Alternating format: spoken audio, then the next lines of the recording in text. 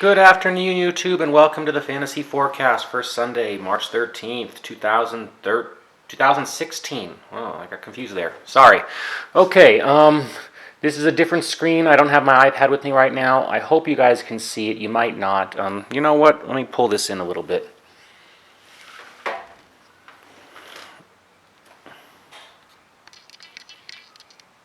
There we go. You guys should at least be able to see that. Okay, so we're on the normal screen on like an actual computer here. You have your available players. We're going to start at point guard like we normally do. I'm just going to sort here.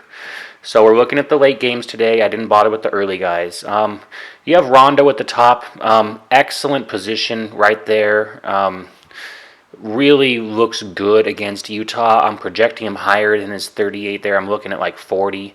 Rondo is a good play today. D'Angelo Russell, you're going to have to look at carefully, guys. Kobe is playing, the farewell tour is on, and I'd be shocked if Kobe doesn't get 30 minutes for his final game with Melo. Now, you're going to look at Melo on the other side there because Kobe is not the defender he was in his prime. So, but irrespective of that, Kobe playing hurts all other Lakers in terms of minute play, minute run, everything. He even jacks up the shots. So, you're looking at Russell for assists today more than his points. And at that price, I would just skip. You got Teague on the Pacers. The problem with the Pacers game today, guys, is it's the lowest scoring game on the slate. Not by much. It's like 197, 198 points. All the others around 206, 207 today. I mean, Teague could be a sleeper play. George Hill it says game time decision, and it is game time decision, but it looks like he's not going to play, which should increase the value for some other high dollar, Pacer players, particularly Paul George. Moving on, we got Collison. Collison is in a wonderful price and spot, against Sacramento. Shows up in all the optimal lineups everywhere. Just looks really, really strong today, guys. Schroeder could be a hidden play. I'm not sure if you really want to take that, invest heavily in the Pacer game, in the Hawks game, but it certainly would be offbeat. Shelvin Mack, he's going to see a lot of time, and he's playing against Sacramento. Perfect for a point guard. Be looking at Shelvin Mack as a cheap option today, guys. Same with Jared Bayless. Going to get a lot of run, and he's playing against the Nets. Another good team to be playing against as a point guard. All right, moving on. Huertas. Might want to look at Huertas. Even with the run that Kobe got last time, at that cheap price, you could consider it, although I'm personally sticking away from all Lakers today. And that's pretty much it, all right, except for possibly Kobe, but we'll get to him. Okay, Chris Middleton at shot guard. Against the Nets, an excellent play, going to project higher than his 30. You're looking at 40 and not 30. Monta Ellis is solid today. It's a lower scoring game, but if you look at him, he's Mr. Consistency. He's not going to give you 50 today, but he's going to give you 30 no matter what. Unlike Mr. Bryant, our next man, the Black Mamba, man, he rolled like 38 points when he was playing King James the other night. And that's just because they let him jack up shots, and he started to school him in a couple ways, put up a 3 over his head. And Kobe likes to do that. I have a feeling in these last few games here, he's going to want to play. He's got to realize that he's only got 20 games left. So, whether hurt or not, this is a guy that ruptured his Achilles and kept on playing, while 2 other people in the last week had the same injury and went down screaming pain and left on stretchers. So Kobe is a baller. Kobe will play in pain, and I have a feeling we're going to see a lot more of him towards the end of the season here. You really want to look at Kobe as like a sneaky play because a lot of people don't trust him. But at 5,900, guys, if he gets his run of 30 minutes, it's Kobe Bryant still. You're going to probably get value no matter what. Moving on, Clarkson. Don't like the Laker play with Kobe Bryant playing. I would avoid there. Rodney Hood, again, an excellent spot against Sacramento. You want to be a shot guard against them as well. They just don't have much defense. I really like the spot and the price for Hood today. Affalo looks like he's out, but we're not sure on that yet. He may come back since he sat the last game, but we don't know. The fact that it's still GTD right now makes me think that he's going to sit again. We probably would have gotten news that he was probable, but you don't know. You really will not know there, so just watch that carefully. Going down here, Vujicic should get the start again today. The problem is he doesn't do a lot with his run of minutes, but if you trust the run of minutes at 3,700, it's a good punt play because he's definitely going to see the court today. Let's see, what else we got in here? Looks like that's about it unless you're looking at like really cheap possible GPP plays. Anyone can hit 10 to 15 points, guys, off the bench. And all right, at small forward, we got Alphabet at 9,600. Wow. It's still 9,600, and yeah, he's got a good matchup today. I don't think you're looking at that 33 points. I think you're looking at more like 40 or 50. I mean, but the guy's capable of doing a 60-point game. It's possible. So, you want to be aware of that. But I think he's a tournament more kind of play than a cash play today. Because if you look at his floor, the guy can also give you just 30, even against a good opponent. It's just not a trustworthy 40 or 45 points. But man, he can go and he can ball. So that's a tournament play for me today, guys. Paul George is not so much of a tournament play. With Hill probably looking like he's going to sit, I think George is going to have to take on the brunt of the scoring. And the guy normally puts up about 40 fantasy points in a game anyways. If you give him a little bit more of a workload, you're looking at a 50-point game, which is nice. Melo, I love the spot against Kobe. Kobe can't defend so much anymore. They're going to give him the ball to shoot, I assume, but that doesn't mean Melo's not going to score right on over his head and go right around him. Hayward, again, another good spot against Sacramento. You got to be looking at that one.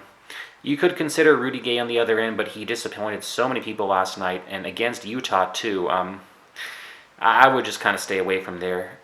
You can consider Bazemore. I don't think he'll be looked at very well today, and we'll see his court time, but he just doesn't have the upside most of us want. Let's see. We have anyone on the cheap end here? Meta World Peace, Glenn Robinson the third. Not really. Okay, so let's move on to power forward. We got Millsap. Wonderful, wonderful, wonderful matchup against the Pacers. Although it's the pace of the game and the fact that the game could be slower scoring. I don't think you're going to see a 60-point game from Millsap today, but I expect he'll give you 40, which is a really nice 5 times return. Favors, though, at a little bit cheaper, will probably still give you the 40 because he's in a great spot against Sacramento.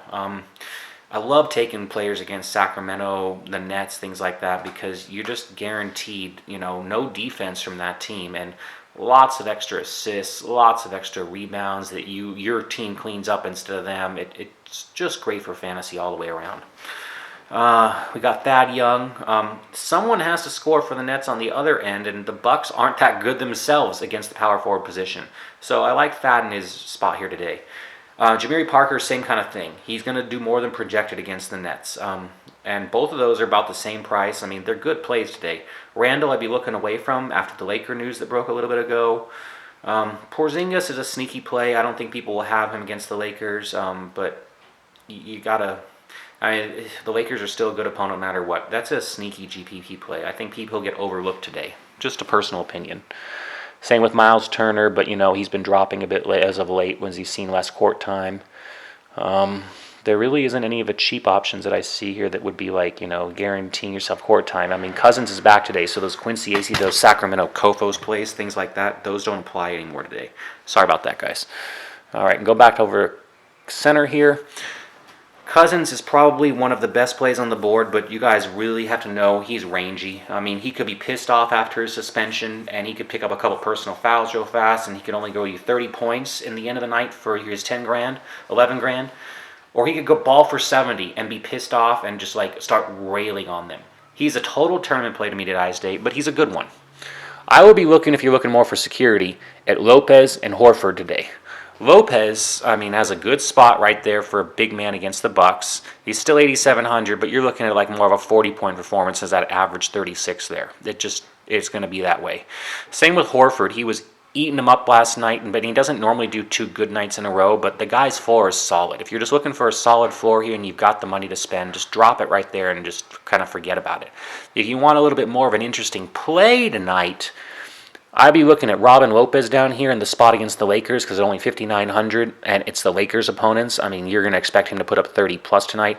And same with Mahimbi there. If you look at his stats, it's been very solid and he hasn't gotten the love that FanDuel should have been giving him. He should be priced around the same price as Lopez for the stats he's been putting up, but he's not.